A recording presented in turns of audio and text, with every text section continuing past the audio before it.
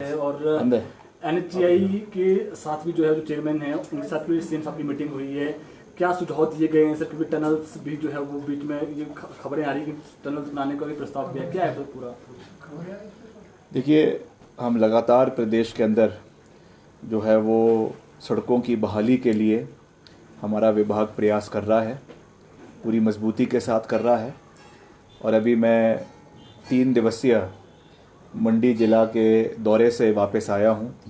जिसमें मैंने कुछ क्षेत्र बिलासपुर का और सरका घाट का, बल का और मंडी सदर का जो प्रभावित क्षेत्र है वहां का दौरा किया है।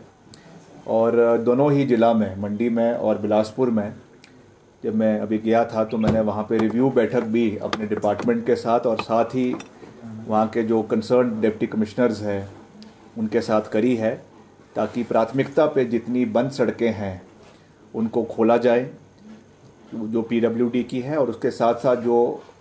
लिंक रोड्स है, पंचायतों की सड़कें हैं, उसको भी इमीडिएटली खोलने के लिए उन्हें निर्देश भी दिए हैं। अतिरिक्त बजट भी दिया गया है। और जब मैं वापस आया मैंने मुख्यमंत्री जी से भी उस विषय के बारे में जानकारी दी,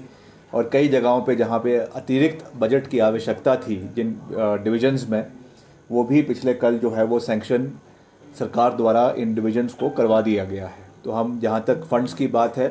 पूरा प्रयास कर रहे हैं कि हर डिवीज़न को मजबूत किया जाए और जल्द से जल्द जो है वो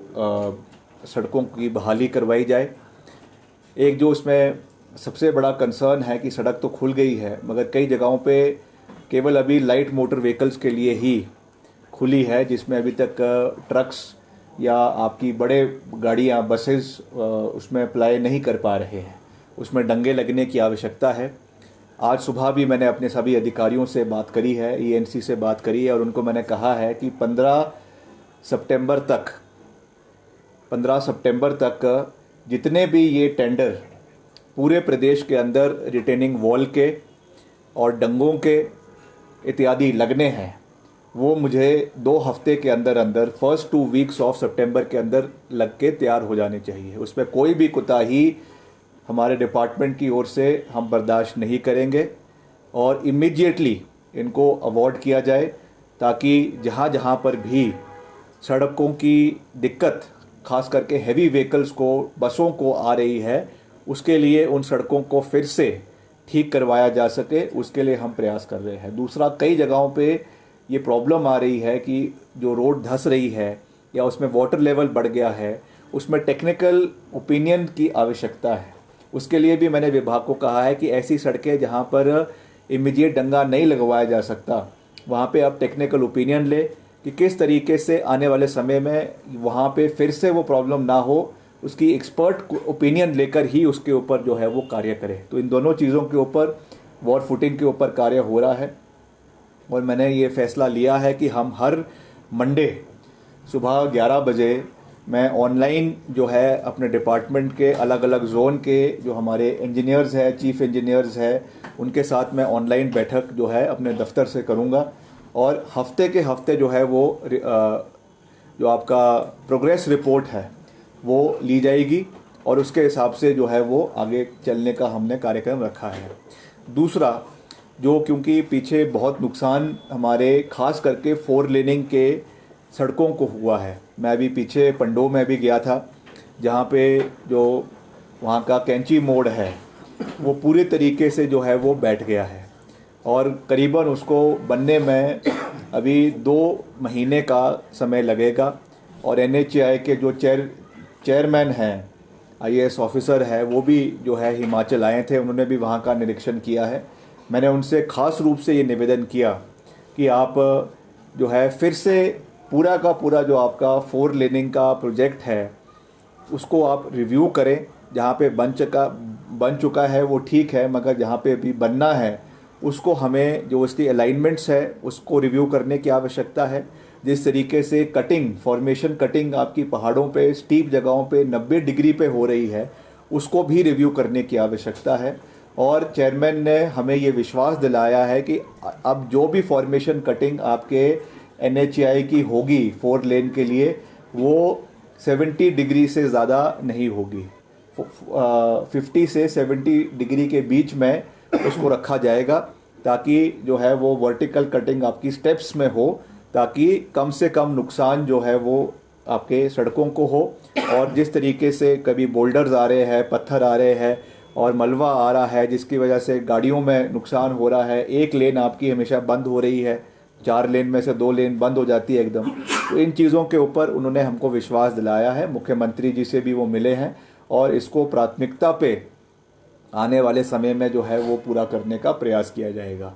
एक जो बहुत महत्वपूर्ण विषय मुख्यमंत्री जी ने NHAI के समक्ष उठाया है, और जब गडकरी जी भी आए थे उस समय भी इस विषय को उठाया था, मगर अब और प्राथमिकता से इसको उठाया गया है कि जो हमारा, क्योंकि पंडो सेक्शन जैसा मैंने आपको कहा कि बहुत वनरेबल हो चुका है, बहुत कमज़ोर हो चुका है, बारी बारी उसको ठीक करने के बावजूद वहाँ पे पत्थर गिर रहे हैं और उसको रिस्टोर करने में बहुत समय लगेगा। इसलिए एक लॉन्ग टर्म सोल्यूशन के लिए जो है वो आपके जिला मंडी के बरोड से लेकर जो आपका जोगिंदर नगर के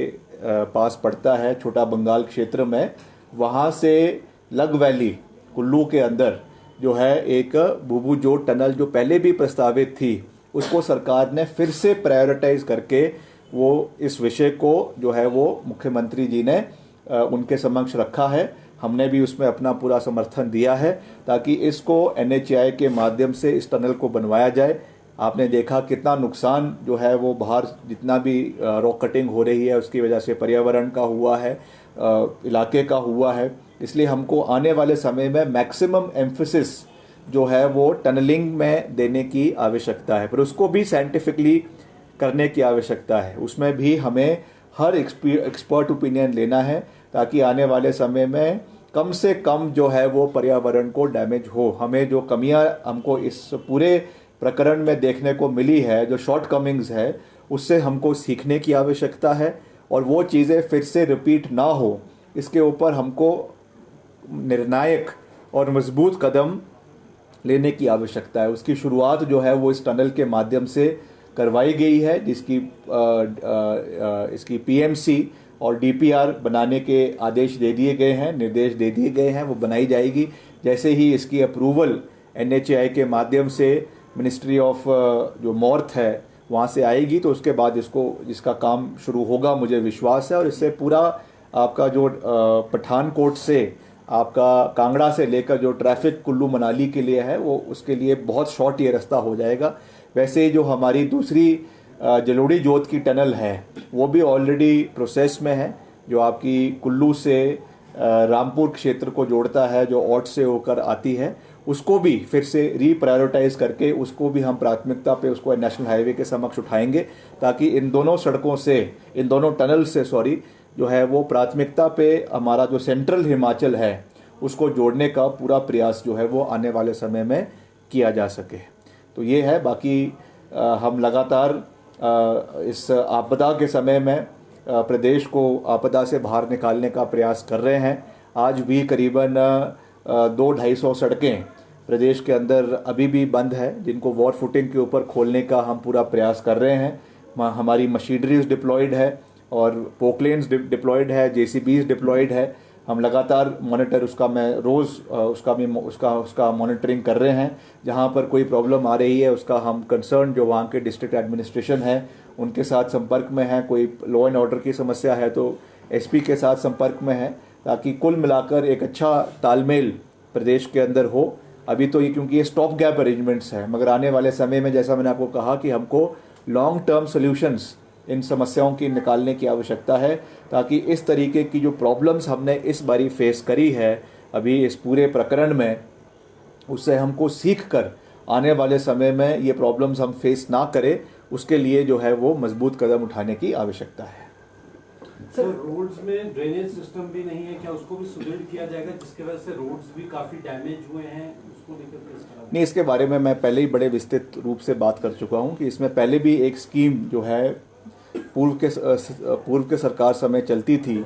उसको हम फिर से रिवाइव करने जा रहे हैं। मैंने मुख्यमंत्री जी से इसके बारे में बात करी है और जो हमारा अगला बजट होगा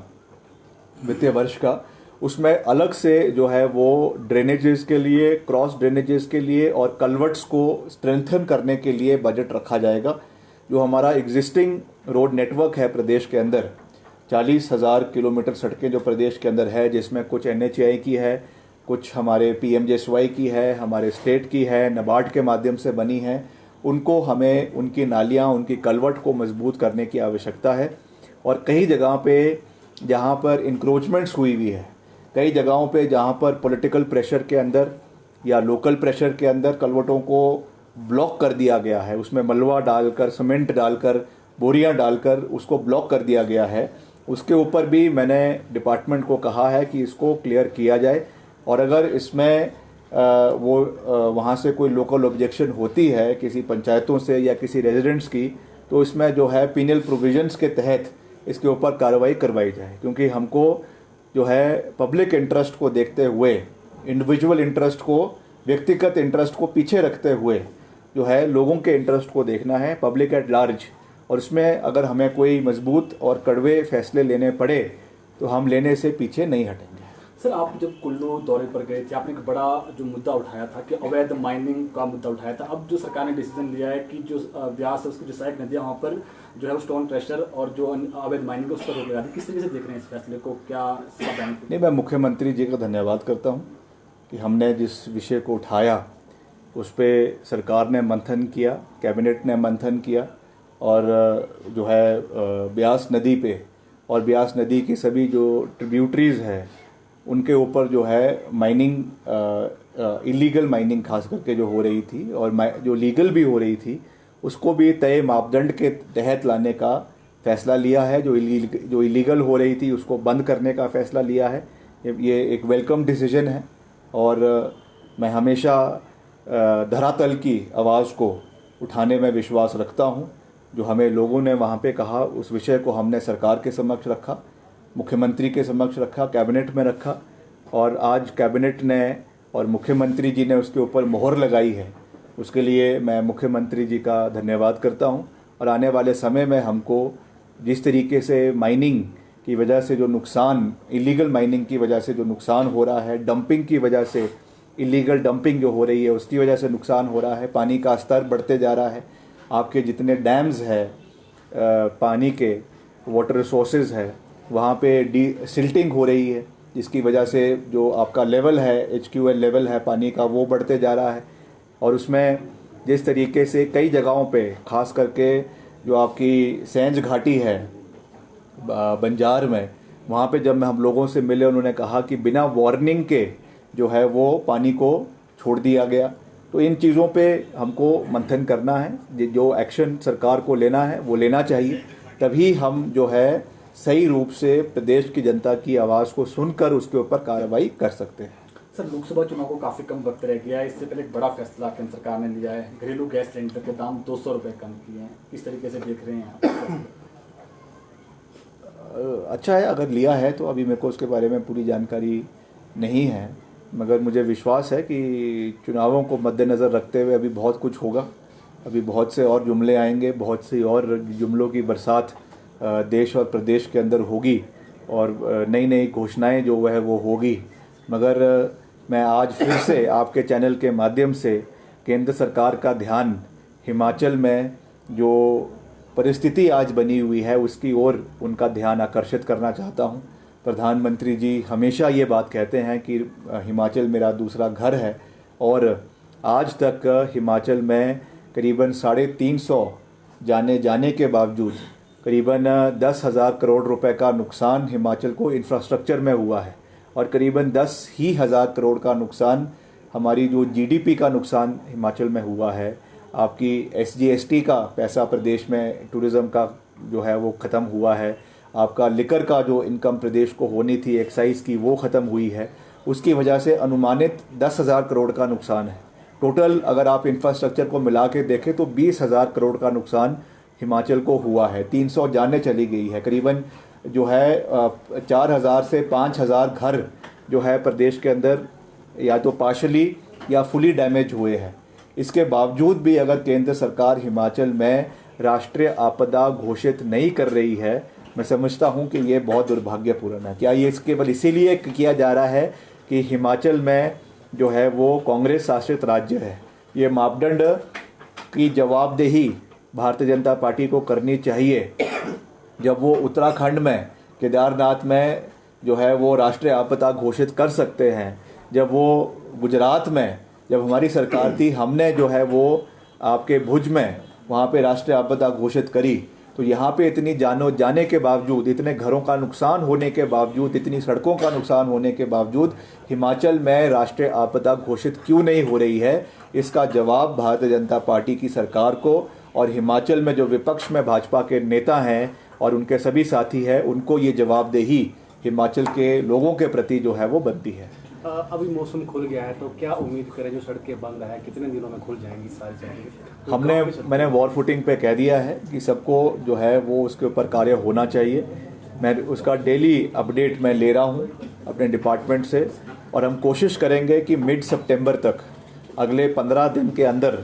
जो है जितनी भी सड़कें जो कुल अब बंद रह गई हैं उनको भी प्रदेश के अंदर जो है वो खोल दिया जाए। और हम लगातार लोगों से फीडबैक लेते रहते हैं, सोशल मीडिया के माध्यम से लेते हैं, लोगों के माध्यम से लेते हैं, विधायकों के माध्यम से लेते हैं, जिला प्रशासन के माध्यम से लेते हैं, और जो भी फीडबैक हमें आता है उससे हम तुरंत जो है अपने डिपार्टमेंट के कंसर्न्ड अधिकारियों के साथ, अभियंताओं के साथ शेयर करते हैं, ताकि हम इफ़ेक्टिव रूप से प्रदेश की जनता की सेवा जो है वो करते रहें। आज इंडिया का कोलिशन का एक बैठक भी चल रहा है, आपको क्या लगता है कितना सिग्निफिकेंट मूव है बीजेपी को सत्ता से हटाने के लिए? क्या ये जो गठबंधन है ये आने वाले 2024 में कुछ चेंजेस देश में? इंडिया कोलिशन है, एक ऑल इंक्लूसिव जो है वो है गठबंधन है, जो एक पार्टी का, सभी पार्टीज का कोलिशन है, जिसमें कांग्रेस है और टीएमसी है और करीबन ऐसे बहुत सी पार्टीज़ है, अराउंड 34 जो है पार्टीज़ है, नेशनल पार्टीज़ इसमें इसका पार्ट है। और मुझे विश्वास है कि सभी एक एजेंडे के साथ आगे बढ़ रही है कि जो आइडिया ऑफ इंडिया है, which is represented very much in the constitution, आज जिस तरीके से उसकी अवहेलना करी जा रही है, आज सभी संवैधानिक संस्थाओं को जो है दबाने की, उनको कुचलने का जो एक प्रयास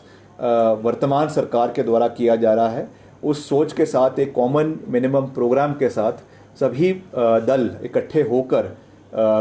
उन्होंने चुनाव लड़ने का फैसला लिया है, जो बहुत ही सराहनीय है। और मुझे विश्वास है कि इसके सकारात्मक परिणाम मिलेंगे और 2024 में जो चुनाव होने हैं उसमें इस अलायंस को जो है वो बहुमत प्राप्त होगा और आने वाले समय में ये केंद्र में जो है वो शासित सरकार होगी और देश को एक नई दिशा के साथ आगे बढ़ाने में अपना सहयोग देंगे।